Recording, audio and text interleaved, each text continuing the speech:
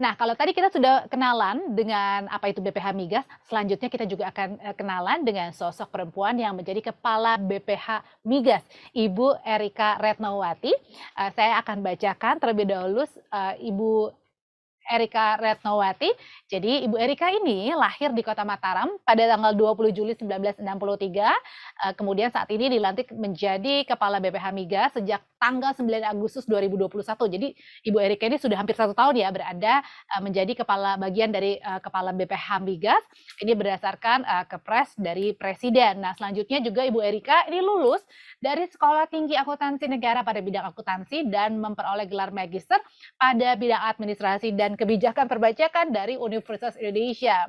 Nah, sebelum menjabat sebagai Kepala BPH Migas sampai dengan sekarang, Ibu Erika sudah berkarir sebelumnya di Kementerian ESDM, kemudian juga di BPKP atau Badan Pengawasan Keuangan dan Pembangunan, dan mengemban gitu ya berbagai jabatan, antara lain adalah sebagai Kepala Pusat Pengelolaan Barang Milik Negara pada Sekretariat Jenderal di tahun 2021, kemudian juga menjadi Kepala Biro Keuangan pada Sekretariat Jenderal, dan terakhir ada juga di tahun 2019 atau 2011 ini menjadi Kepala Subdirektorat Pengawasan Fiskal, Deputi Pengawasan Instansi Pemerintah bidang perekonomian. Itu tadi sejumlah profil singkat dari Ibu Erika Retnowati.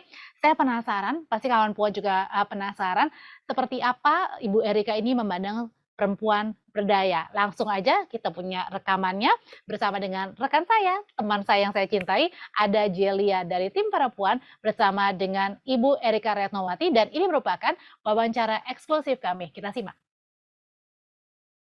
Oke, Ibu Erika ini kan, perempuan pertama ya, wah hebat sekali, yang menjabat sebagai Kepala BPH Migas.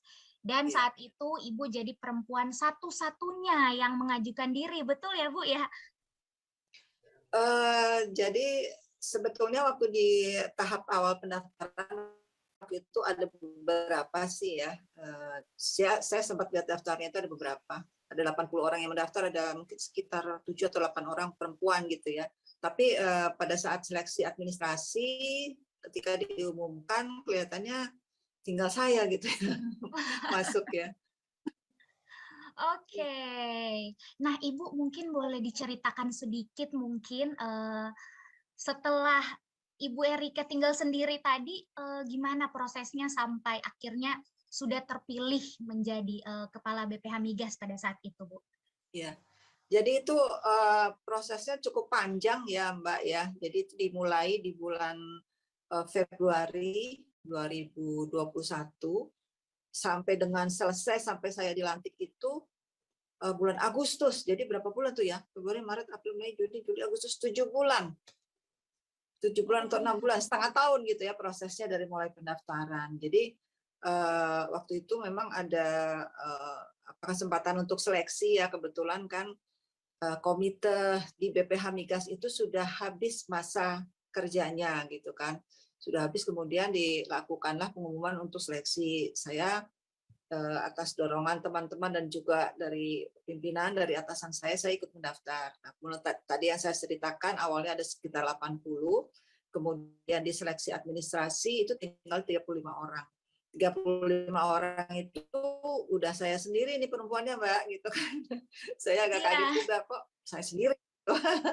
Nah, terus 35 orang itu seleksi pertama waktu itu adalah membuat makalah ya, membuat makalah di tempat gitu. Jadi bukan bikin makalah di rumah, tapi kita berada dalam satu ruangan, kemudian dibagikan pertanyaan-pertanyaan atau kasus gitu ya, kita disuruh membuat makalah. Itu pertama itu tesnya. Kemudian setelah itu ada juga assessment dari UI, wawancara-wawancara gitu dari UI. Kemudian setelah itu baru nanti wawancara dengan pansel gitu ya. Jadi itu udah 3 tahapan ya, 3 tahap, dari 3 tahap itu dari 35 orang, tadi kan yang dari seleksi administrasi 35 orang, disaringlah 18 orang gitu. Nah, 18 orang ini kemudian namanya dikirimkan oleh Menteri SDM ke Presiden gitu kan. Nah, waktu itu sempat saya tanya nih sama Kepala Biro SDM, ini dari 18 orang itu nanti sama Presiden dipilih lagi apa gimana gitu kan. Setelah itu tahapan berikutnya kan adalah fit and proper di DPR ya. Terus terang waktu itu saya agak takut nih, agak takut juga. Iya. Fit and proper di DPR gitu. Jadi saya waktu sempat berharap mudah-mudahan nggak kepilih lah sama presiden gitu, yang 18 orang itu masih dipilih. Tapi setelah saya tanya ternyata semuanya gitu kan, semuanya dikirim oleh presiden ke DPR. Ya udah, saya akhirnya kan ikutlah fit and proper di DPR. Nah itu karena waktu itu benar-benar cuma saya satu-satunya perempuan, jadi saya berpikir nih saya nggak boleh malu-maluin perempuan nih gitu kan, karena semua orang sudah mulai menyoroti ini ada satu perempuan yang ikut gitu kan, jadi wah ya udah tanggung gitu ya menurut saya, jadi wah saya harus bagus gitu kan presentasinya dan bisa menjawab pertanyaan, jadi saya memang mempersiapkan diri waktu mau fit and proper itu ya, belajar gitu kan. Terus terang karena saya kan sebenarnya background-nya itu bukan di migas ya, tapi dari keuangan. Jadi kan ya harus baca-baca lah gitu ya. Meskipun saya sudah 6 tahun ya di Kementerian SDM, sebelumnya saya di BPKP, tapi kan pengetahuan tentang migas itu mungkin belum seperti teman-teman lain yang memang sejak awal dari migas ya bekerjanya. Jadi ya saya belajar. Nah, kemudian ikutlah fit and proper di DPR, 18 orang itu. Saya satu-satunya perempuan. Dan 18 orang itu kemudian dipilihlah 9 orang komite ya. Komite BPH Migas kan ada 9, dan juga sekaligus DPR itu memilih satu sebagai ketua komite yang kemudian menjadi kepala BPH Migas, dan ya alhamdulillah saya yang dipilih gitu ya menjadi ketua komite dan juga sebagai kepala BPH Migas. Jadi gitu Mbak ceritanya, cukup panjang prosesnya, 6 bulan Iya. gitu kan sampai ke sana. Wah, Itu luar biasa sekali ya Ibu Erika. Ternyata prosesnya itu tidak tidak mudah mudah. ya. Ya, tidak mudah. Ya. Dan panjang, cukup panjang ya sampai ke Iya, 6 bulan. presiden, ke Cukup DPR. melelahkan juga gitu ya. Iya. Oke, nah Ibu Erika tadi sempat mention sedikit ya kalau sempat ragu karena dari background pendidikan yang berbeda dari kandidat lainnya. Nah, Ibu Betul. boleh kasih tahu nggak sih Bu kalau apa sih yang membuat Ibu Erika pada akhirnya tetap berani nih teguh mengajukan diri? Iya, jadi terutama dukungan ya, dukungan dari keluarga, dukungan dari teman-teman, kemudian dari pimpinan juga. Kemudian juga saya melihat contoh juga nih, saya di Kementerian SDM 2 kali mempunyai menteri akuntan gitu. Kan nggak ada hubungan. Wah, Jadi alhamdulillah kan Pak Sudirman Said ya, itu kakak kelas saya waktu di STAN, jadi sama-sama akuntan. Kemudian menteri setelah itu Pak Ignatius Jonan kan akuntan juga gitu kan. Ternyata kan mereka bisa kok gitu memimpin sebuah kementerian di bidang migas gitu kan. Jadi saya pikir ya harusnya saya juga bisa dong gitu ya. yes. Seperti itu. Jadi kalau mereka bisa, ya saya harusnya bisa juga gitu kan. Gitu. Jadi ya memberikan dorongan dan kepercayaan diri kepada saya, meskipun mereka tidak pernah menyemangati secara langsung ya, tetapi dengan saya melihat seperti itu ya menjadi contoh kan ya, menjadi panutan gitu. Kemudian juga dari pimpinan juga, kalau sudah di atas itu kan yang penting bagaimana leadership ya, bagaimana leadership gitu, bukan lagi ke teknis ya. Teknis kita mungkin bisa punya banyak teman, punya anak buah, tapi bagaimana leadership itu kita harus miliki gitu. Mungkin itulah yang mendorong saya kemudian ya udah berani aja Bismillah gitu. Itu Mbak. Iya, betul setuju sekali ya dengan Ibu Erika kalau kita yakin ya pada Iya, diri kita sendiri, meskipun mungkin kita perempuan ya, Ibu Erika iya, iya, satu-satunya perempuan. Wah, luar biasa iya. sekali. Nah, Ibu mungkin ada nggak sih nilai-nilai tertentu terkait menjadi perempuan ya, perempuan yang tetap bersemangat, tetap apa ya, percaya diri gitu ya, Bu, yang Ya. Ibu dapatkan dari keluarga sehingga sampai memiliki keberanian yang luar biasa sekali nih, Bu, sampai maju terus mencalonkan diri. Gimana, Bu? Iya, kalau di keluarga saya tuh memang Bapak Ibu itu mengajarkan sama gitu ya, perempuan laki-laki harus bisa, harus pintar gitu kan, dan tidak pernah membeda-bedakan juga tanggung jawab laki-laki dan perempuan gitu. Jadi ya misalnya saya bisa aja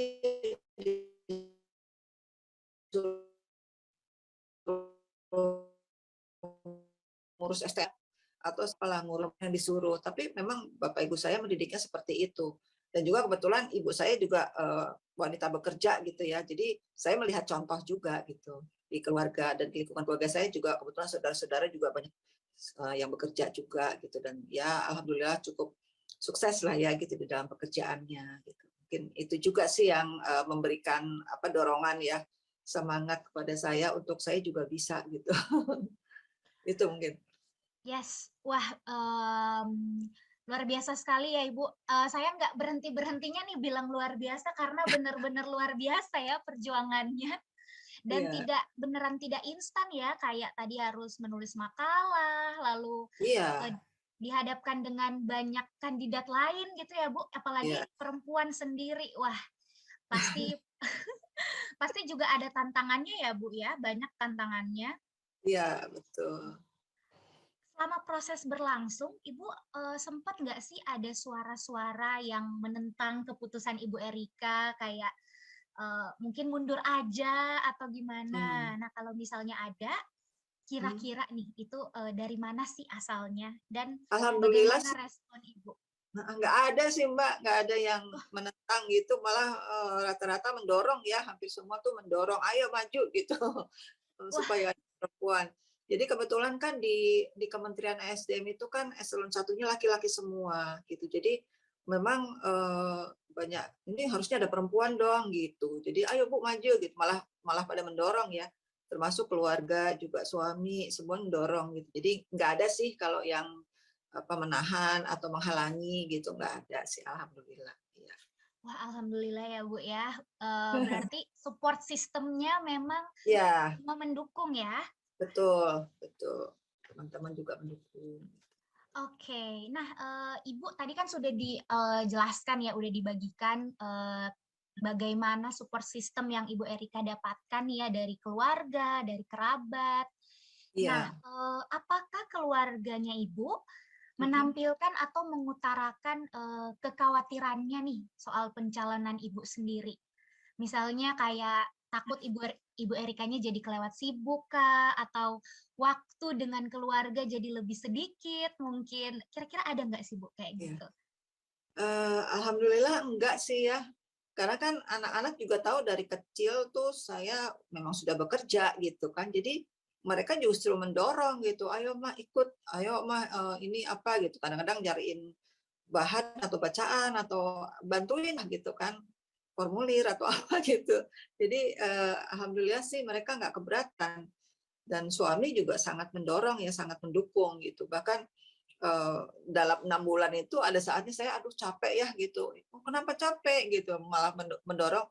Dan yang menguatkan saya itu suami itu bilang bahwa kalau kita misalnya sebelumnya saya kan eselon 2 ya. Eselon 2 itu waktu itu saya sebagai kepala biro keuangan, mungkin manfaat yang saya berikan itu sebatas kementerian kan ya. Saya mengurus keuangannya Kementerian SDM. Tapi ketika saya sudah menjadi eselon 1 kan tanggung jawabnya tidak sebatas di kementerian, tapi tanggung jawabnya kepada negara gitu kan, kepada bangsa. Jadi nggak sebatas di kementerian aja. Nah itu yang kemudian kamu akan bisa lebih memberikan manfaat pada lebih banyak orang gitu. Ya juga saya pikir gitu ya. Jadi ya kenapa tidak gitu kan. Jadi ya saya coba lah. Kita kan juga pingin ya memberikan manfaat untuk banyak orang gitu. Itu Mbak. Wah, oke, baik. Jadi memang lebih besar lagi ya untuk motivasinya ya Bu Erika ya. Iya, betul. Oke, nah Ibu saya ini penasaran nih sebenarnya, karena kan industri yang Ibu Erika geluti sekarang ya BPH Migas ini masih erat asosiasinya dengan laki-laki. Buktinya tadi Betul. juga Ibu Erika kan perempuan satu-satunya ya yang Iya, betul. maju gitu ya. Betul. Nah, seperti apa sih Bu tantangannya bagi perempuan khususnya yang berkarir di industri pertambangan, di industri di BPH Minyak, Migas ini? Iya, migas ya. ya minyak. Iya, jadi sebetulnya kalau menurut saya ya, kalau BPH Migas ini kan mengurusi hilir ya, hilir migas. Jadi kalau menurut saya sih tidak ada kesulitan ya buat wanita untuk bekerja atau berkarir di bidang hilir migas. Mungkin kalau seperti di hulu migas ya karena harus di lapangan minyak kayak gitu mungkin agak ini ya, agak kita maklumi kalau terus bilang oh perempuan agak susah. Tapi sebenarnya kalau di hilir migas itu nggak ada kesulitannya Mbak gitu. Banyak kita lihat misalnya pengusaha SPBU perempuan itu sangat banyak gitu kan, atau punya perusahaan pengangkutan minyak perempuan banyak gitu. Jadi ya alhamdulillah sih. Cuman memang pada saat saya lihat di lapangan itu ya, misalnya di depot misalnya gitu ya, depot BBM misalnya gitu, itu biasanya dalam satu ruangan besar itu paling perempuan 1-2 sih memang ya. Mungkin ini masalah minatnya barangkali mereka mau nggak bekerja di bidang ini begitu mungkin ya. Jadi sebenarnya sih kalau kesempatannya sih saya rasa ada ya, artinya tidak akan susah gitu untuk perempuan khususnya untuk di BPH Migas ya. Karena di hilir migas kan tidak terlalu apa ya, nggak seperti di hulu lah. Kalau di hulu itu mungkin kan orang bisa ngebor minyak itu bisa di laut gitu ya, atau di pedalaman gitu. Kalau hilir kan enggak sih. Gitu. Harusnya sih bisa Oh, banyak lagi perempuan yang bekerja di bidang hilir migas. Gitu. wah, ini mungkin kalau saya pribadi Bu, ini knowledge yang baru lagi ya, karena mungkin kita juga ada di sini kawan puan yang belum tahu gitu sebenarnya yang dihilir bagaimana dan sebagainya. Iya. Ternyata kalau bisa saya tarik kesimpulannya ya Bu ya, Mm-mm. sebenarnya banyak juga ya peran perempuan. Jadi mungkin Iya. selama ini dilihatnya banyaknya laki-laki gitu ya, padahal Iya. sebenarnya Iya. perempuan juga sudah banyak ya Bu berperan Iya. ya. Iya. Iya. Banyak. Ini menunjukkan ya bahwa perempuan juga sebenarnya bisa gitu ya. Nah, iya. Kita makin lama makin apa ya, bisa lebih setara lah dengan Betul. laki-laki gitu. Iya, Jadi betul. Tinggal saling bagaimana. berbagi peran ya. Ya, gimana kita mau memanfaatkan kesempatan itu atau tidak gitu kan. Betul. Wah, setuju sekali dengan Ibu Erika. Nah, Ya. Ibu sebagai Kepala BPH Migas, Bu, bagaimana sih Ibu menciptakan lingkungan kerja yang juga ramah kepada perempuan dan juga memastikan agar perempuan di BPH Migas bisa berdaya? Jadi kalau dalam bekerja itu kan sebenarnya saya tidak pernah membeda-bedakan ya antara laki-laki dan perempuan gitu. Jadi termasuk saya juga saat saya bekerja kan saya tidak pernah berpikir wah saya perempuan nih gitu jadi bekerja harus di mana gitu kan enggak ya kerja aja gitu sama juga kepada karyawan laki-laki dan perempuan saya perlakukan sama gitu enggak ada kemudian apa ya pengistimewaan gitu kan enggak sih sama aja sih dan eh, hanya mungkin kalau misalnya kebetulan sedang melakukan pengawasan gitu ya yang tempatnya agak jauh ya barangkali ya saya bagaimana supaya dia nyaman aja gitu misalnya ya jangan sendirian misalnya gitu ya dikasih teman lagi misalnya dalam satu tim ada 2 perempuan supaya supaya lebih enak lah dia mungkin kan rikuh kalau dengan laki-laki semua gitu misalnya ya paling itu sih jadi intinya sih nggak ada pembedaan ya antara laki-laki dan perempuan di BPH Migas gitu sama aja sih tugasnya Iya, tanggung jawab juga sama ya. iya, jadi tidak dibedakan ya Bu, itu poinnya ya. Enggak, iya nggak dibedakan. Jadi Kalau sama. dibedakan kita balik lagi dong ke zaman dulu. Iya. Wah, Ibu, kita hari ini itu kan di sesi ini topiknya kita yaitu para puan atau perempuan dan pemberdayaan. Nah, menurut Ibu Ya. Erika sendiri, perempuan berdaya itu seperti apa sih, Bu? Lalu Iya. apakah Ibu sudah merasa menjadi perempuan yang berdaya atau bagaimana? Iya, jadi perempuan yang berdaya itu kalau menurut saya ya dia bisa mengembangkan potensi dirinya gitu loh.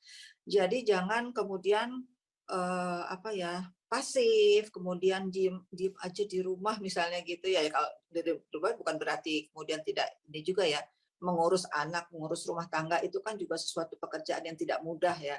Tetapi maksud saya manakala dia punya potensi, kembangkanlah potensi itu gitu kan supaya dia bisa memberi tadi yang saya bilang memberi manfaat yang lebih luas jadi tidak hanya kepada terbatas kepada keluarganya bisa kepada masyarakat sekitar ya syukur-syukur kepada bangsa dan negara kan gitu jadi galilah potensi yang ada di masing-masing perempuan itu mungkin lain-lain ya ada yang bakatnya misalnya apa bisnis begitu kan. Sekarang banyak nih dalam masa pandemi ini orang yang kemudian di PHK, misalnya suaminya di PHK gitu kan. Nah, mungkin kan istrinya sebenarnya bisa berjualan, misalnya itu kan termasuk pemberdayaan juga. Artinya dia bisa menggali potensi dirinya, misalnya, oh ternyata dia tuh pinter bikin kue, misalnya gitu. Kenapa enggak? Kemudian dia jualan kue sehingga bisa menghasilkan penghasilan pada saat misalnya suaminya kena PHK, misalnya seperti itu. Itu kan termasuk pemberdayaan juga ya. Jadi intinya adalah apa namanya, mengembangkan potensi yang ada pada dirinya gitu. Pemberdayaan kalau menurut saya sih seperti itu ya. Ya, jadi sebenarnya dari hal yang kecil sekalipun ya Bu ya. Betul, betul. Jadi nggak usah berpikiran yang terlalu jauh gitu ya. Mengembangkan itu macam-macam. Misalnya di lingkungan RT bisa, di lingkungan RW gitu kan. Kalau dulu kan sering ada apa ibu-ibu PKK apa gitu ya, posyandu apa itu kan juga mengurus masyarakat seperti itu kan juga itu pemberdayaan juga gitu. Tidak harus yang kemudian misalnya apa seperti saya bekerja di hilir migas, nggak harus seperti itu pemberdayaan itu kan. Termasuk juga mengurus apa ya lingkungan masyarakat di sekitarnya itu kan pemberdayaan perempuan juga gitu. Ya, wah, luar biasa sekali ya. Mungkin para kawan puan yang ada di sini juga mungkin dapat satu insight baru ya Bu ya, bahwa nggak harus selalu hal yang besar atau posisi yang tinggi untuk bisa dikatakan kita sudah berdaya, begitu ya Bu ya. Iya, iya. Nah, kalau kita bicara nih Bu soal pemberdayaan perempuan di Indonesia, menurut Ibu kira-kira pengamatan Ibu Erika nih, apakah masih kurangkah atau mungkin ada lingkungan kita di Indonesia khususnya ya yang masih kurang mendukung atau masih kayak kurang bisa menerima gitu kalau perempuan tuh bisa menjadi apapun gitu. Gimana Bu? Kira-kira? Iya, sebetulnya sih kalau saya lihat kesempatan itu sudah banyak ya. Tinggal itu tadi yang saya bilang, nih si perempuannya mau memanfaatkan kesempatan itu atau tidak. Gitu. Ya contohnya misalnya pada saat ada sekarang kan kalau jabatan itu kan dilelang ya Mbak ya. Misalnya ada kesempatan untuk eselon 1 perempuan misalnya gitu kan. Itu jarang juga yang mau daftar gitu kan. Nah, jadi mungkin kita juga jangan melihat dari dikasih apa terhadap perempuan itu, tapi perempuan itu sendiri seperti apa gitu. Mau nggak dia mengembangkan dirinya? Kan kembali lagi juga kepada perempuan ya. Artinya ya tapi mungkin perlu ditambah sih kesempatannya ya, perlu ditambah. Kan kayak misalnya wakil rakyat sekarang sudah mulai banyak ya perempuan-perempuan. Kemudian juga eselon 1 lumayan lah. Tapi kalau di Kementerian SDM memang baru saya sendiri ya. Mudah-mudahan nanti ke depannya cukup banyak gitu ya bertambah. Kemudian eselon 2 di Kementerian SDM itu ada sekitar 50 ya kalau nggak salah perempuannya itu kan sekitar 10 atau 11 gitu kan. Jadi ya masih kurang sih ya, masih kurang. Tapi kembali lagi, kadang-kadang pada saat kesempatan itu ada, perempuan kemudian ragu gitu loh untuk mencoba. Nah itu yang sayang juga sebetulnya ya. Artinya sekarang kan nggak kayak zaman dulu yang katanya orang memperjuangkan emansipasi ya. Bukan itu, kalau sekarang kalau menurut saya itu sudah ada sih kesempatannya, tinggal bagaimana kita menggali potensi diri, kemudian mengembangkan dan mengambil kesempatan yang ada. Itu yang lebih bagaimana mendorong motivasi perempuan itu sekarang gitu. Kan kayak misalnya untuk wakil rakyat itu kan juga sekarang perempuan udah banyak ya ikut kampanye-kampanye, kemudian ikut pilkada juga ya. Sekarang kan banyak tuh bupati perempuan kayak gitu. Itu Mbak kalau menurut saya sih. Baik, wah penjelasannya sudah sangat jelas dan detail ya, Ibu Erika. Maka dari itu, kawan puan, ayo kita mengambil kesempatan ya, yang sebenarnya Ya, sudah ada. Kembali lagi mungkin dari hal yang kecil sekalipun, ya, peran di RT RW itu ya, tadi Ibu ya Erika sempat boleh. Iya, jadi mention. tidak Jadi, harus sesuatu yang bekerja di kantor misalnya itu ya, nggak harus begitu kan ya. Bisa dia menjadi apa misalnya menjadi tadi kalau saya bilang misalnya dia pintar bikin kue ya bikinlah gitu kan. Misalnya jualan kue kemudian itu mungkin bisa berkembang menjadi usaha yang besar kan. Bisa seperti itu. Ya, wah semoga kawan puan yang hadir saat ini juga terinspirasi ya dengan sharing kita, terlebih khusus dari Ibu Erika sore hari ini. Nah, Bu Erika, kan kita para puan saat ini sedang menggaungkan campaign namanya Kamu Didengar. Nah, para puan mau hadir sebagai ruang aman, ruang cerita yang senantiasa mau nih untuk mendengarkan keluh kesah, cerita apapun dari para perempuan Indonesia. Nah, kira-kira nih Bu, kita sebagai perempuan, menurut Ibu Erika apa sih dukungan yang kita bisa berikan sebagai sesama perempuan satu dengan yang lain, Bu, untuk saling menjadi support system? Iya, iya, iya. Mungkin ya memang dibutuhkan kita membentuk komunitas-komunitas gitu barangkali ya, sehingga kemudian komunitas perempuan gitu, sehingga kemudian ada wadah lah untuk tadi perempuan berani bicara gitu kan, berani misalkan ada masalah bisa mengumpulkan masalahnya gitu kan, ada persoalan gitu, dan ada keyakinan di dalam dirinya bahwa kalau dia bicara ada loh teman-temannya yang mendengarkan gitu ya. Mungkin seperti itu ya, karena wadahnya apa gitu kan, kalau kita bilang, ayo perempuan berani bicara, saya mesti bicara di mana gitu kan. Nah itu mungkin yang kemudian harus kita create ya, wadah-wadah komunitas perempuan itu barangkali itu yang masih kurang ya. Sekarang kalau misalnya kita, kan kita sering dengar tuh kasus-kasus misalnya perempuan diperkosa misalnya gitu ya, dia lapor malah dia yang ditahan misalnya kayak gitu kan. Nah dia harus ngadu kemana? Mungkin itu yang harus apa ya disosialisasikan gitu. Jadi kemana perempuan itu harus mengadu. Tuh. Dan kemudian tadi yang saya bilang mungkin harus juga kita create komunitas-komunitas eh, apa namanya perempuan gitu ya. Itu mungkin salah satu bentuk dukungan ya dari perempuan kepada perempuan lainnya. Gitu. Yes, Itu. setuju sekali Ibu Erika. Nah, kawan puan sekalian mungkin banyak juga ya kayak yang Ibu Erika bilang tadi yang masih bingung, mau berkeluh kesah ke siapa, mau berbicara di wadah mana gitu ya Bu ya. Ya, Maka dari itu mungkin kawan puan sekalian bisa cerita ke para puan nih. Para puan hadir nah, sebagai wadah ya Bu ya, sebagai iya, ruang bercerita, ruang untuk kita bertumbuh bersama. ya. Apalagi kita punya tagline nih Bu Erika, tumbuh bersama mimpi perempuan Indonesia. Oh, keren, keren. Iya, terima kasih Bu. Jadi memang kita percaya nih Bu ya bahwa setiap perempuan itu setiap manusia lah ya pasti Ya, mempunyai mimpi yang tertanam di dalam hati gitu ya. Tapi iya.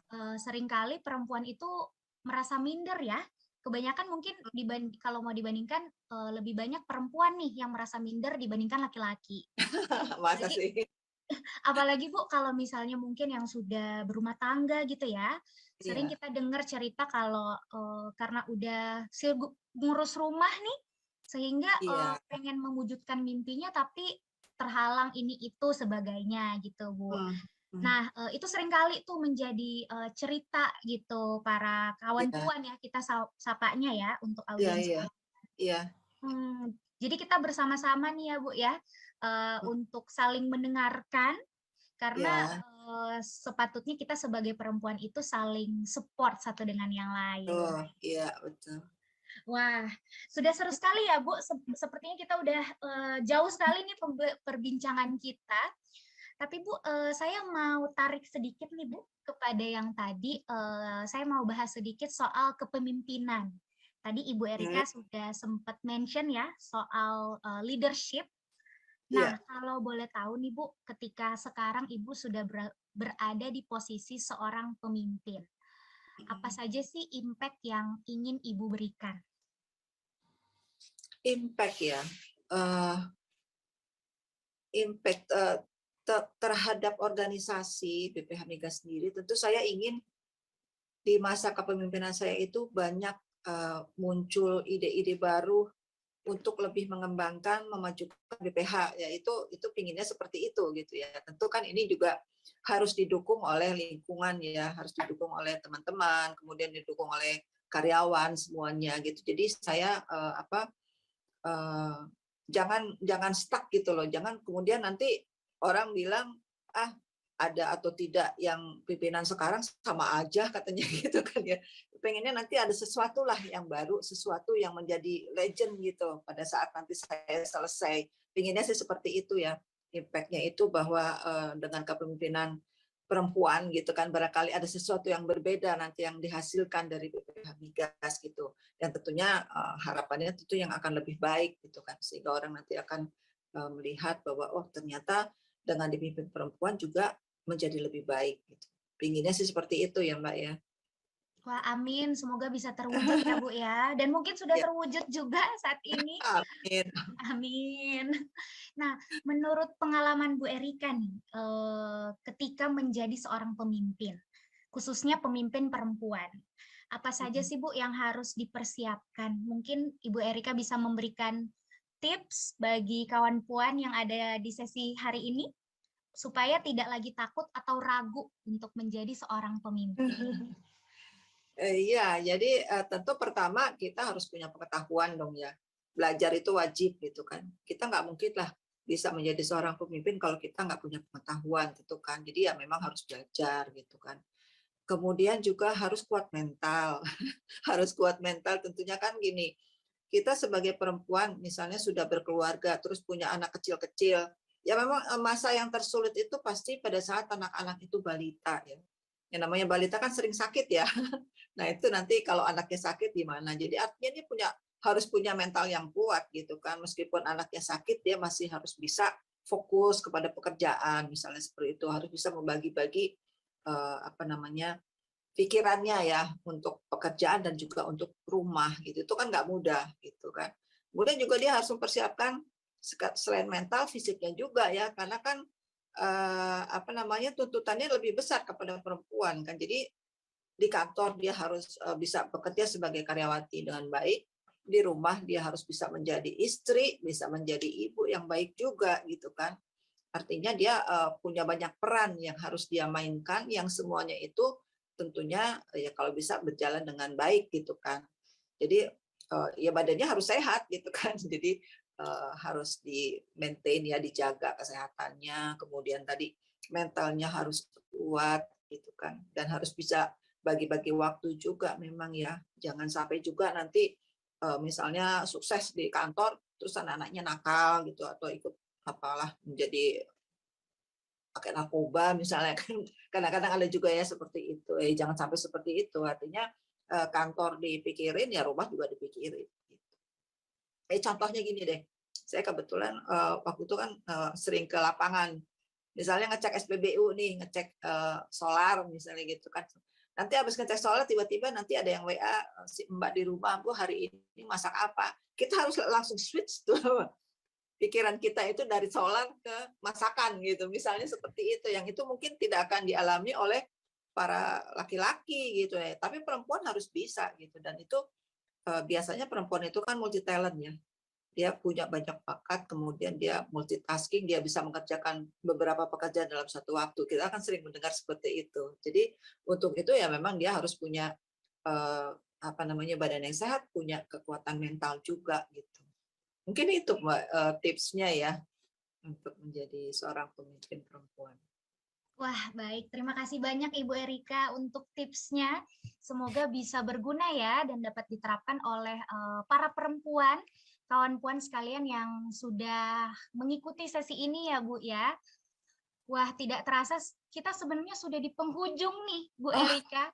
Nggak terasa ya kita tadi Iya Mbak. berbincang-bincang, karena memang menarik sekali ya Bu, untuk tadi dari perjalanannya sampai pada akhirnya bisa di posisi ini. Semoga bisa menginspirasi para kawan puan sekalian. Nah, Ibu ini untuk penutup nih ya, apa sih harapan Ibu Erika untuk perempuan Indonesia? Mungkin dalam pekerjaan atau bisa menjadi pemimpin maupun dalam bisa memberdayakan sesama perempuan.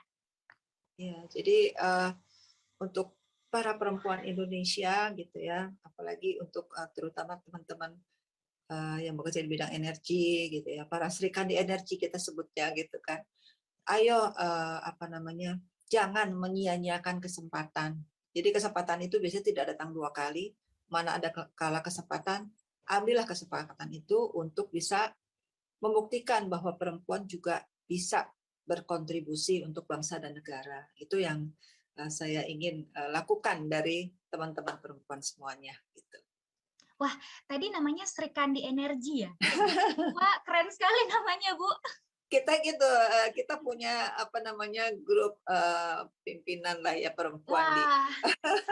Kita suka energi. bercanda aja nih, kita kan perempuan-perempuan gitu kan, jadi Sri Kandi Energi. Wah, pokoknya keren sekali ya Bu, sangat menginspirasi. Tadi udah sharing-sharing dari Ibu Erika. Sekali lagi semoga bisa menginspirasi dan menambah semangat ya Bu, untuk para perempuan, kawan puan sekalian di seluruh Nusantara. Jadi kita kongresnya memang Nusantara nih Bu. Nusantara, ya. Iya, ada berbagai komunitas juga yang join bersama kita. Dari berbagai pulau, Jawa, Sulawesi, Kalimantan, Sumatera. Iya, jadi dari di masing-masing bidang itu pasti perempuan bisa kok berkontribusi gitu ya di bidang apapun. Jadi jangan pernah ragu untuk mengambil kesempatan, itu yang saya sampaikan. Yes, kita punya potensi dan kita punya kesempatan. Kalau kita diberi mengambil kesempatan itu, kita akan bisa membuktikan bahwa perempuan itu juga bisa. Kita bisa kok.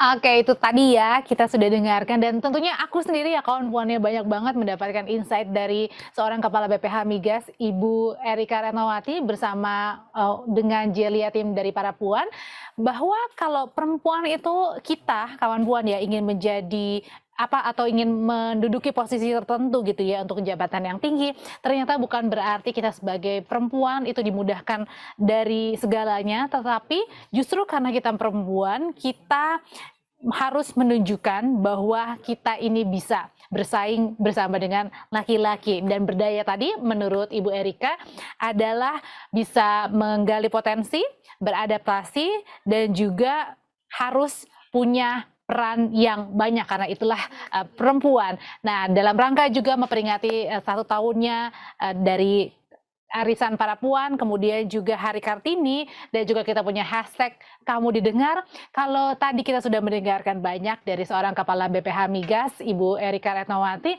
Nah, sekarang saya akan ditemani oleh seorang narasumber yang inspiratif. Tapi sebelumnya saya ingin mengucapkan dulu terima kasih buat partisipasinya dari kawan puan yang sudah banyak gitu ya mewarnai kolom-kolom chat kami dengan banyak sekali pertanyaan. Tapi nanti pertanyaan-pertanyaan yang ditujukan untuk Ibu Erika bisa langsung nanti dijawab gitu ya dari teman-teman BPH Migas melalui kolom chat. Nah, karena sekarang saya akan mengundang seorang narasumber yang inspiratif gitu ya, yang bisa membagi pengalaman juga, karena beliau kalau tidak salah ya saya hitung-hitung sudah kurang lebih 19 tahun lah berkecimpung sebagai entrepreneur perempuan, dan kali ini beliau akan membicarakan begitu mengenai perjuangan dari kesetaraan perempuan. Ini dia, kita lihat profil dari Mbok Nilu Jelantik, Founder and Creative Director of Nilu Jelantik.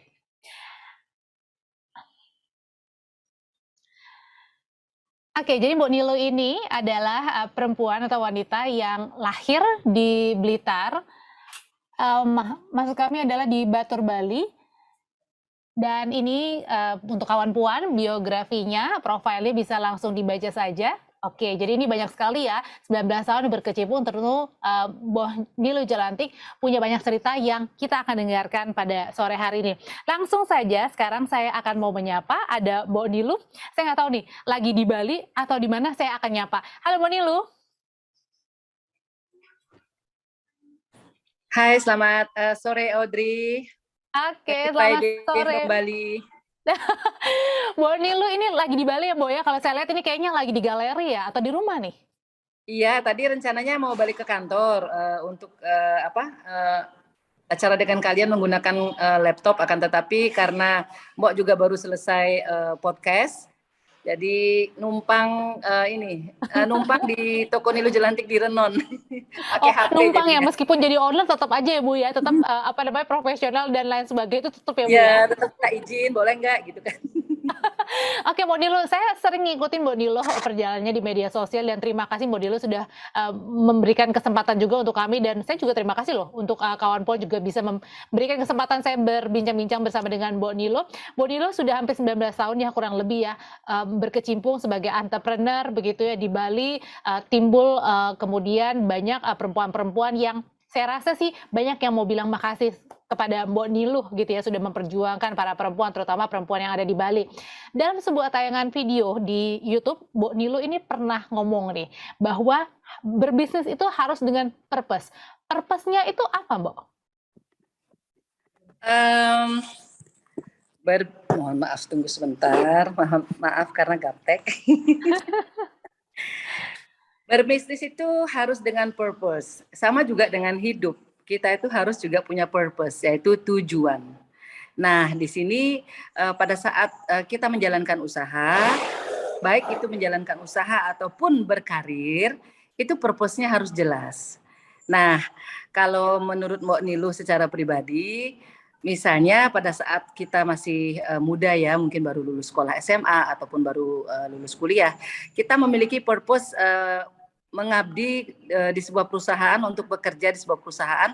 Purpose-nya adalah ingin menjadi bagian dari yang memajukan perusahaan tersebut, membina karir di sana, belajar dan menapak jenjang karir di perusahaan tersebut hingga nantinya perusahaan ini juga akan melihat dan juga akan memberikan remunerasi. Satu, remunerasi itu kan penting juga tuh buat teman-teman yang berkarir kan, karena kita boleh bilang cinta itu nggak perlu uang, tapi nggak benar juga gitu kan, karena dengan lifestyle dan gaya hidup dan juga dengan mimpi-mimpi yang ingin kalian capai ya dan juga pencapaian diri sendiri, itu remunerasi itu juga menjadi salah satu bagian yang krusial.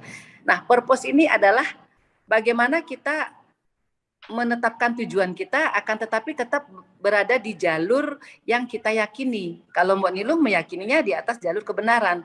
Misalnya kita berkarir nih, kita berkarir bukan dengan bertujuan misalnya suatu hari nanti saya berkarir di perusahaan tersebut, saya akan ambilin klien-kliennya, terus saya akan mendirikan perusahaan yang baru, terus saya saya bajak klien-klien perusahaan saya yang lama. Nah, itu bukan purpose namanya, itu namanya niat jahat.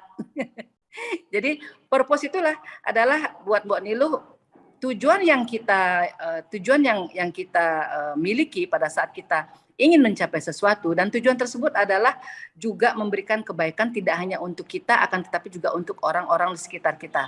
Kalau kita berbicara karir, adalah juga untuk kolega kita, rekan kerja kita, klien kita, siapapun yang berada di sekitar perusahaan kita. Dan kalau kita berusaha, kita bisa menjadi berkat dan manfaat untuk teamwork kita, untuk pelanggan kita, juga untuk orang-orang ataupun usaha-usaha lainnya yang usahanya itu secara tidak langsung tergantung dari usaha yang kita miliki. Misalnya supplier-supplier, misalnya distributor-distributor yang kita ajak bekerja sama. Nah, itulah maksud Mbak Niluh working with the purpose gitu loh. Living your life with the purpose. Nah, purpose ini bukan hanya sekedar tujuan belaka gitu loh, karena purpose ini juga akan menunjukkan bagaimana kamu bisa menjalankan prinsip dan integritasmu dengan arti yang sebenarnya. Oke, jadi dalam artian bahwa ketika kita punya purpose atau tujuan, maka kita harus lihat kalau tujuannya baik, demi kebaikan, apalagi demi kebaikan orang banyak, itu namanya tujuan atau purpose. Tapi kalau misalnya tujuannya yang negatif, itu bukan purpose ya, tapi melainkan tadi ada niat yang jahat. Dan apa sih Mbak Niluh ketika misalnya nih ada orang mungkin yang saya bingung nih tujuannya apa, baik tapi ternyata mungkin tau-taunya ternyata ini jadi kurang baik. Nah, apa yang kira-kira efek yang ditimbulkan ketika kita memilih yang bukan purpose yang positif gitu? Efeknya ya misalnya kalau itu berkaitan misalnya dengan penyelewengan dalam bidang pekerjaan yang kita jalani, ya efek sampingnya ya kita masuk penjara kan gitu.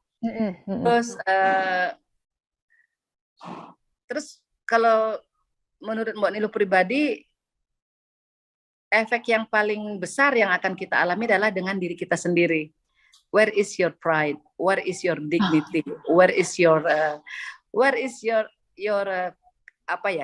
harga diri kamu gitu loh. Jadi misalnya begini, sepanjang perjalanan kita niatnya baik untuk bekerja, tapi di saat sama di pertengahan jalan kita dipertemukan dengan sebuah pilihan yang memang kurang baik gitu kan. Nah, di sana kita punya pilihan, apakah kita take that chance, menutup mata sejenak, lalu lanjut, ataukah kita bisa punya sebuah pendirian yang keras dan tegas, I'm not gonna take it, and I believe aku tetap berjalan di jalan kebenaranku dan universe akan menemani perjuanganku. Kenapa Mbak Nilu bisa mengatakan hal seperti ini? Karena Mbak Nilu mengalaminya sendiri, gitu loh. Berada di dalam sebuah posisi, kita bekerjanya dengan tujuan yang baik, kita menjadi bagian dari yang membesarkan perusahaan, kita menjadi bagian dari ujung tombak perusahaan tersebut, akan tetapi di pertengahan jalan diiming-imingi dengan jabatan yang lebih tinggi, diiming-imingi dengan kepemilikan perusahaan yang pada saat itu untuk seorang anak berusia 25 tahun gitu kan menjadi partner di sebuah perusahaan, itu mungkin secara ekonomi atau secara gengsi ya, secara apa namanya, secara ego kita tuh mungkin wah gue jadi partner nih gitu kan. Tapi kembali lagi kepada purpose kita bekerja. Nah, purpose kita bekerja ini adalah menjadi sebuah tonggak ya, fundamental dasar dari langkah-langkah kita sebenarnya. Nah, saat itu Mbak Nilu nggak ambil pilihan itu. Dan risikonya memang iya dipecat, tapi dipecatnya nggak nyampe sejam gitu kan, karena di akhir hari surat pemecatan itu keluar, tapi setelah itu dirobek oleh apa namanya, oleh owner, oleh CEO, and the day after life is usual gitu loh. Mbak Nilu ngantor lagi, kerja lagi, melayani pelanggan lagi, because at the end of the day this is my life, this is my choice, and this is my purpose. Dan bisa dibayangkan kalau seandainya Mbak Nilu memilih jalan yang satunya lagi, siapa tahu nggak ketahuan, coba gitu kan, lagi pula kan juga nih jabatan jadi direktur bla bla bla bla bla bla. But I don't think that way. Ini apa namanya, jadi dan ini harus dipahami oleh generasi muda kita bahwa godaan di luar sana akan jauh lebih banyak karena sekarang ada teknologi dan sosial media. Zaman Mbak Nilu dulu berkarir di tahun 95, belum ada fasilitas-fasilitas yang kalian miliki. Ingat, apapun yang kalian lakukan, purpose-nya harus jelas dan jangan pernah bermain dengan api karena kalian pasti akan akan kebakaran ya Mbak ya, apalagi kalau kita nggak punya integritas, lenyaplah sudah ya, meskipun seberapa cantiknya diri kita gitu ya Mbak ya. Mbak, ini kan Mbak Nilu punya Nilu Jelantik Foundation, ada juga tentunya menjadi entrepreneur, ada shoes yang ataupun sendal yang sampai sekarang Mbak Nilu masih kerjakan bersama dengan perempuan-perempuan. Sebenarnya seberapa banyak sih sekarang ini pekerjaan dari Mbak Nilu, dan juga bagaimana pendapat atau pandangan dari Mbak Nilu mengenai perempuan Indonesia sekarang yang tentunya pasti erat kaitannya dikait-kaitkan misalnya dengan generasi Y, generasi Z, milenial dan lain sebagainya. Kan saat ini campur-campur nih, Mbak. Jumlah teamwork kami tetap sama, jadi bertambah, akan tetapi untuk divisi-divisi misalnya divisi produksi dan juga di divisi operasional itu 4L kami panggil mereka, yaitu lelaki. Jadi kita selama 19 tahun menjalankan usaha ini, teamwork kita tetap sama dan sekarang sudah dijalani oleh generasi kedua. Jadi anak mereka sekarang yang mengabdi bersama Nilu Jelantik ditemani oleh ayahnya misalnya seperti itu. Dan di Nilu Jelantik ini ya kami memang usaha ini memang kecil, memang ukurannya itu memang mungil, akan tetapi ya memang kalian sudah tahu sendiri kalau namanya memang sudah mendunia, sudah go internasional dan lain sebagainya. Akan tetapi buat Mbok, in this little house, in this small house, disinilah cinta itu kita sebarkan dalam bentuk karya cantik yang bernama Nilu Jelantik. Disinilah cinta itu kita sebarkan dalam bentuk kelas-kelas yang Mbok Nilu isi dengan cara memberikan semangat kepada generasi muda kita, tidak hanya dalam berkarya ataupun dalam belajar misalnya agar tidak mengecewakan orang tua dan keluarga, akan tetapi juga bagaimana caranya agar mereka bisa merajut perbedaan-perbedaan di negeri ini agar menjadi sebuah karya tangan yang indah. Jadi itu maksud Mbak Nilu juga sih untuk apa ya? Untuk kita menghindar sejenak dari hiruk pikuk yang di luar sana yang penuh dengan perbedaan dan lain sebagainya. Karena perbedaan itu bisa indah loh gitu loh. Nah, itu kami representasikan dengan karya dan juga di saat yang sama kami representasikan dengan suara Mbak Nilu sendiri sebagai seorang perempuan yang dimana memang kita di luar dikenal sebagai aktivis pembela perempuan ya. Jadi di mana ada perempuan yang termarginalkan yang misalnya harus kami suarakan, ya kami ada di sana. Baik anak kecil, baik perempuan yang sudah menikah, ataukah misalnya perempuan yang misalnya haknya di dunia kerja atau tempatnya bekerja memang harus kita advokasi dan lain sebagainya. Nah, perempuan di Indonesia itu sendiri, kemarin Mbak Nilu sempat nulis, perempuan di Indonesia itu sendiri kita memiliki begitu banyak bukan keistimewaan ya, kita memiliki begitu banyak potensi yang bisa kita jadikan senjata ya bahasanya ya untuk kita menjadi siapapun yang kita mau, seperti tadi yang Ibu Erika sampaikan. Ibu Erika, salam kenal dari saya. Akan tetapi tidak melulu semata-mata perempuannya itu misalnya tidak mengambil kesempatan itu. Karena di sini adalah kita masih menganut sistem patriarki. Mau tidak mau, itu sudah menjadi way of life selama ratusan tahun di negeri ini, gitu kan. Memang Mbak Nilu dan Ibu Erika juga menyampaikan, you can be anything you want, gitu kan. Kamu bisa menjadi siapapun yang kamu mau. Dan perempuan-perempuan di Indonesia saat ini yang menjadi bagian dari generasi X, Y, Z, milenial, dan lain sebagainya, kalian memiliki apa yang dulu kami tidak punya. Teknologi itu ada di dalam genggaman kalian. Nah, kalau misalnya mereka ingin misalnya menjadi seseorang, anak-anak perempuan ini, misalnya ingin menjadi pelayan masyarakat misalnya. Nah, kendalanya memang jauh lebih besar dibandingkan dengan mereka misalnya ingin menjadi seorang CEO misalnya di sebuah perusahaan atau misalnya menjadi seorang direktur gitu kan. Kendalanya lebih besar dalam artian apa? Karena secara tidak langsung akan bersentuhan dengan yang namanya politik. Ya. Nah, disinilah diperlukan peran-peran perempuan-perempuan lainnya untuk memberikan rasa percaya diri, untuk mengatakan kepada orang-orang yang berjuang di luar sana dan memilih jalur itu untuk berjuang, karena semua jalur mulia. Mau jadi ibu rumah tangga itu mulia, mau jadi karyawan itu mulia, mau jadi entrepreneur itu juga mulia, mau jadi politisi juga sangat mulia.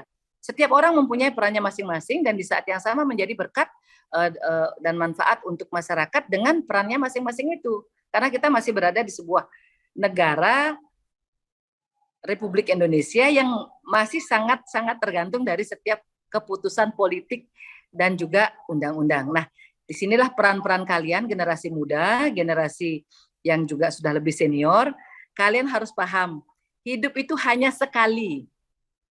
Sekali kalian scroll HP, udah hilang 5 menit. Scroll lagi, udah hilang 5 jam. Scroll kelamaan, mungkin 5 hari waktu kalian hilang, dan itu tidak akan kembali. Waktu bisa digunakan, akan tetapi tidak bisa kalian keep. Waktu itu akan terus berlalu. Yang bisa kalian lakukan adalah memaksimalkan potensi yang kalian miliki, mengerjakannya dengan prinsip dan integritas, dan di saat yang sama kalian menjadi suara bagi perempuan-perempuan lainnya. Mungkin kalian nggak bisa bersuara misalnya untuk seorang anak perempuan yang misalnya mengalami pelecehan seksual misalnya. Kalian belum bisa bersuara misalnya di parlemen misalnya, karena kalian belum menjadi anggota DPR misalnya. Akan tetapi kalian bisa mensupport undang-undang yang sedang misalnya diperjuangkan oleh wakil rakyat tersebut. Dalam ruang lingkup yang lebih kecil misalnya, bagaimana kita bisa menjadi pelindung bagi anak-anak kita di rumah, bagi adik kakak kita di rumah, dan dari hal-hal yang kecil ini akan nantinya menjadi hal yang besar. Jadi Indonesia ini menjadi rumah bagi hampir setengah dari total penduduknya adalah perempuan. Nah, jika bukan kalian yang menyuarakan hak perempuan lainnya, siapa lagi? Oke. Mbak Nilu, aku yakin apa yang diomongin sama Mbak Nilu bukan hanya berangkat dari pengalaman seorang Mbak Nilu Jalantik, tapi juga ada sosok atau seseorang yang Mbok Nilu juga adorable gitu ya.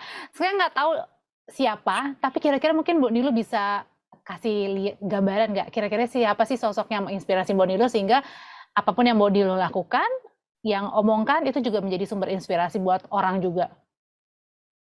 Kalau sosok perempuan itu ada mama, ada juga bibi-bibinya Mbok Nilu, yaitu adik-adiknya mama. Mereka di mana mereka besar dan dilahirkan di kampung, jadi kita dibesarkan dalam suasana yang kalau boleh dibilang sangat sederhana. Dan kami dikelilingi oleh hampir semuanya perempuan di keluarga. Jadi kami memiliki ability untuk speak up itu karena memang lingkungan kami mensupport untuk itu gitu kan. Dan mungkin privilege itu tidak dimiliki oleh misalnya teman-teman atau saudara-saudara kita di daerah lain, atau dengan walaupun di satu daerah akan tetapi dengan kondisi keluarga yang berbeda, mungkin privilege itu tidak dimiliki seperti itu. Nah, dari mama lah Mbok Nilu belajar mengenai kemandirian, mengenai bagaimana jika kita menginginkan sesuatu, we have to earn it, gitu. We have to deserve it. Jadi bukan sekedar misalnya menengadahkan tangan minta gitu, enggak gitu loh. But we have to earn it and we have to deserve it. Nah, kalau misalnya untuk untuk Mbok Nilu bisa sampai hari ini bisa duduk, bisa bicara dengan kalian, bisa ngobrol dengan kalian dan juga bisa memberikan penyemangatan dengan kalian, ya Mbok Nilu berkaca kepada misalnya beberapa tokoh publik yang tidak hanya perempuan, akan tetapi juga ada pria juga, yang salah satunya adalah Basuki Cahayapurnama. Beliau adalah secara tidak langsung adalah mentor Mbok Nilu dalam Mbok Nilu menjalankan aktivitas dan juga perjuangan Mbok Nilu untuk melayani masyarakat walaupun berada di luar garis birokrasi ya. Jadi banyak sih kita bisa memiliki siapapun yang kita harapkan bisa menjadi mentor kita, bisa orang terdekat, bisa juga orang-orang yang misalnya kisahnya kita baca di buku-buku. Ya jadi penting sekali memang buat kita memiliki satu orang yang sekiranya bisa kita mengatakan I wanna be like her gitu loh, I wanna be like him gitu loh, dan dia juga yang akan nantinya menjadi benteng kita pada saat kita dihadapkan di dalam sebuah posisi, aku mau bikin salah nggak ya gitu loh, aku mau berbuat melanggar hukum nggak ya gitu. Dia juga bisa menjadi semacam walaupun rem dia gitu ya Mbok ya, ada remnya gitu ya. Ada remnya gitu loh. If he was me, what he's gonna do gitu kan. Yeah, nah, selain itu juga ya kita harus takut sama Tuhan. Kalau kita kalau kita kan ada istilah sekarang di Indonesia, jangankan sama orang tua, Tuhan aja nggak ditakuti gitu kan. Dan sekarang kan meme-nya lucu-lucu tuh kayak gitu-gitu kan. Ya, jadi kita harus takut sama Tuhan dulu. Nah, baru deh kita bisa bicara what we gonna do next gitu loh. Karena kita berarti sudah punya garis yang jelas dalam kita melangkah. Seperti itu. Terima kasih Mbok Nilu sudah sharing-sharing banyak. Meskipun saya yakin sih, saya pribadi sih kurang banyak kayaknya Mbok ya. Kayaknya harus semalam suntuk kayaknya juga aku iyain deh. Mungkin kawan-kawan juga aku iyain gitu ya. Nah, tapi terima kasih Mbok Nilu untuk sharing-sharingnya. Semoga yang bisa diceritakan Mbok Nilu dalam waktu yang terbatas ini bisa membuat inspirasi yang baru buat kawan puan, buat saya juga untuk menjadi perempuan yang berdaya. Nah, selanjutnya Mbok Nilu ini udah ada beberapa pertanyaan yang masuk di kolom Q&A. Jadi langsung saja saya akan bacakan beberapa pertanyaan yang sudah diakurasi tentunya oleh tim dari kawan puan. Kita akan tampilkan beberapa pertanyaannya. Jadi langsung saja Mbok Nilu mungkin bisa menjawab. Yang pertama pertanyaannya adalah dari Jenny. Ini dari Jenny di Bogor. Oke. Perempuan yang ulet dan memiliki tujuan jelas terkadang mendapatkan stigma dari sekitarnya, terutama budaya. Saya seorang perempuan perantau asal Kalimantan yang mendapatkan inspirasi dari Mbok Nilu. Wah, ini berarti udah mengikuti jejak Mbok Nilu udah lama nih. Menurut pandangan Mbok Nilu, bagaimana saya dapat tetap menyemangati diri saya agar tetap kuat menghadapi tantangan, terutama yang datang dari budaya dan masyarakat parokial? Hai Jenny, salam kenal, salam sayang dari Mbok Nilu. Be yourself sayang. Mbak Nilu juga sebagai perempuan perantau ya, karena Mbak Nilu dari Bali dan lama merantau di Jakarta, kita memang tidak akan lepas dari apa ya namanya ya, karena Jakarta misalnya contohnya ataupun di berbagai kota itu kan menjadi tempat pertemuan dari berbagai latar belakang, bukan hanya perempuan saja, akan tetapi anak bangsa yang merantau misalnya.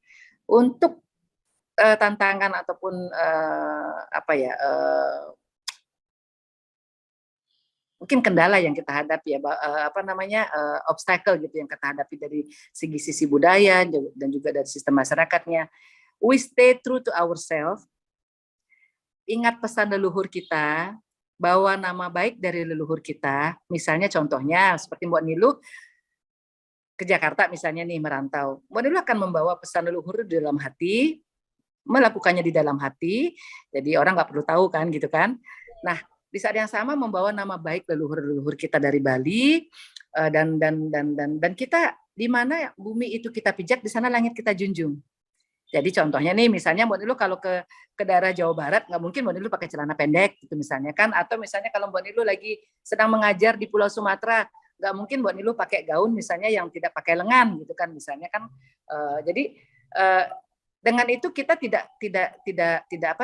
tidak bertarung dengan ibaratnya kita misalnya kayak Mbak Nilu misalnya kan di pantai kita kan pakai bikini, pakai baju renang dan lain sebagainya. But that is home gitu kan. Nah, kalau kita misalnya ke pantai yang ada di Anyer misalnya itu di Carita, enggak apa-apa pakai baju renang gitu kan. Jadi dengan cara-cara seperti itu tanpa harus mengorbankan keperempuanan kita secara prinsipal, itu kita akan berdamai dengan diri kita. Di saat yang sama kita nggak akan melepaskan apa yang menjadi asal muasal kita. Mungkin kita belum bisa memperjuangkannya, misalnya tantangan-tantangan itu saya lawan dan lain sebagainya. Mungkin kita belum bisa sampai di sana, akan tetapi setidaknya menjaga apa yang sudah kita bawa ini. Misalnya Jenny membawa warisan dan lain sebagainya secara budaya dan juga adat istiadat dari Kalimantan. Keep it with you, keep continue doing it, be yourself, dan di saat yang sama di mana bumi kita pijak, di sana langit kita junjung, dan lakukan dia dengan cinta dan senyum. It's gonna be okay. It's gonna be okay. Oke, jadi tetap menjadi diri kita sendiri, tapi juga harus beradaptasi ya. Oke, pertanyaan berikutnya. Ini kita lihat dulu, mohon maaf ini ya kayaknya yang ada beberapa yang raise hand karena waktu yang terbatas, jadi mungkin di pertemuan lain kali mungkin kita baru akan membuka raise hand. Tapi ini saya akan langsung aja ke pertanyaan kedua di kolom Q&A dari Ibu atau Mbak Laila di Kediri. Ini pertanyaannya adalah bagaimana jika pekerjaan atau titik yang sedang kita jalani sekarang sedikit jauh dari tujuan kita sebelumnya. Seperti halnya kita berwirausaha atau berkarir di ruang yang tidak sesuai dengan passion kita. Wah, ini tantangan banget nih, Bu. Ya, di setiap kita berusaha, di setiap kita misalnya berkarir, kita kan yang tadi seperti yang disampaikan oleh Audrey, kan kita memiliki sebuah purpose ya. Kemarin Mbak Nilu sempat menulis, banyak yang akan mengatakan pilihlah pekerjaan yang kamu cintai, yang kamu sukai gitu. Jadi semuanya dimulai dengan hobi, dimulai dengan passion kan gitu kan. Nanti kamu pasti akan enjoy gitu. Kalau Mbak Nilu justru berpikir sebaliknya. Kita belajar mengenal dan menyayangi dan mencintai pekerjaan yang kita miliki. Mungkin di akhir hari dia tidak relevan lagi dengan misalnya latar belakang pendidikan kita, tidak relevan lagi misalnya dengan tujuan awal saya ingin misalnya membuat sebuah kafetaria, tapi kok jadinya warung lalapan ya gitu misalnya kan. Kok kayaknya turun kelas banget misalnya, contohnya begitu. But at the end of the day, kalau omsetnya misalnya 3 kali lipat dari tujuan kita semula, why not? Karena lalapanmu akan berkelas, akan higienik misalnya, kamu bisa menjualnya dengan cara kamu, kopinya mungkin kamu kamu kemas dengan cara kerakyatan dan lain sebagainya. Akan tetapi at the end of the day poinnya tetap sama. Kami di Nilu Jelantik bisa bertahan, surviving, menghadapi pandemi. Karena apa? Karena kami bisa melakukan proses shifting skill itu.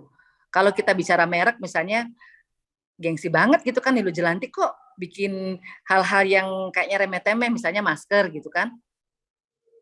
di awal kami membuat masker itu tidak untuk kami jual, akan tetapi untuk kami bagikan secara gratis kepada teman-teman yang harus berjuang di jalanan. Karena kan waktu itu kan memang kita nggak tahu ada aturan social distancing dan lain sebagainya, itu belum ada. Tapi setidaknya mereka harus bermasker karena katanya waktu itu kan katanya penularannya lewat droplet gitu kan, jadi ya pakai masker gitu kan.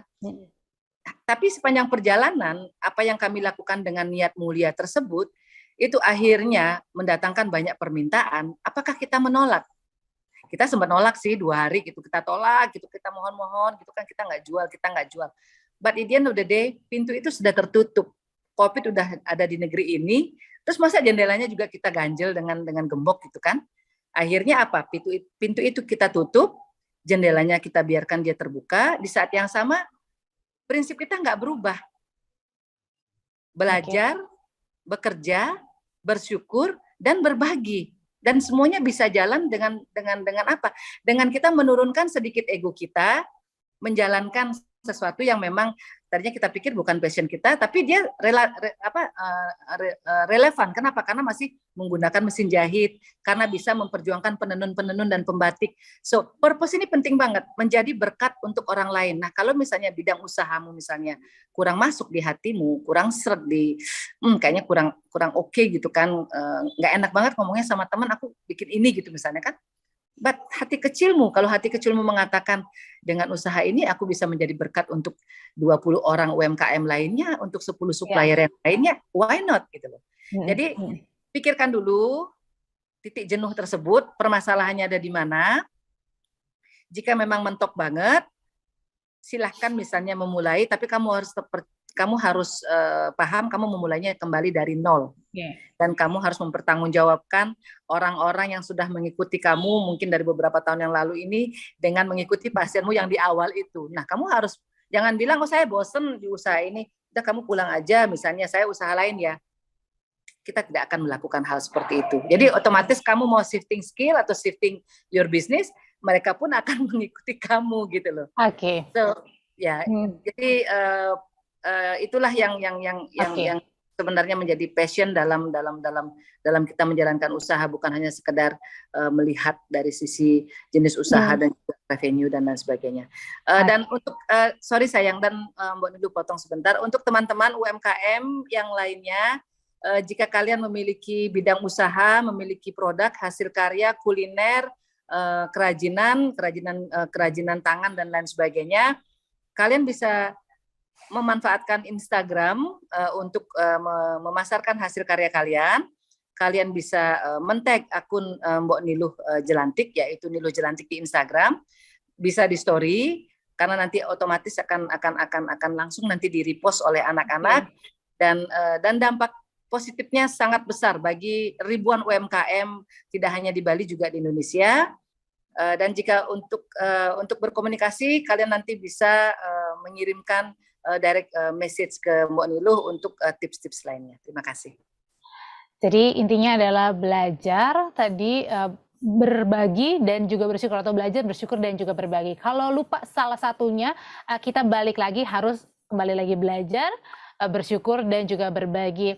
Mbak Niluh, banyak yang kita dapetin dari obrolan singkat kita bersama dengan Mbok Niluh, termasuk bahwa ketika kita pasti balik lagi ke purpose-nya ya, yang semesta pasti sudah punya tujuan dalam hidup, meskipun tadi kata Mbok Niluh, nggak selalu kita yang sukai, atau mungkin sesuatu hal yang baru, terus kemudian kita nggak suka ini apa gitu ya, tapi kemudian ketika yang di atas sudah menunjuk, itu punyanya kamu dan itu menjadi blessing buat orang lain, kita harus lakuin ya, karena ini adalah tugas kita juga kan, diciptakan gitu ya, Mbok Niluh ya. Mbok Niluh, sebelum kita tutup, boleh mungkin yang ingin disampaikan dari Mbok Niluh, tapi kita juga mohon maaf, banyak pertanyaan-pertanyaan yang mohon maaf karena waktu yang sangat singkat sekali, tidak bisa kita tanyakan ke Mbok Niluh. Silakan Mbok Niluh.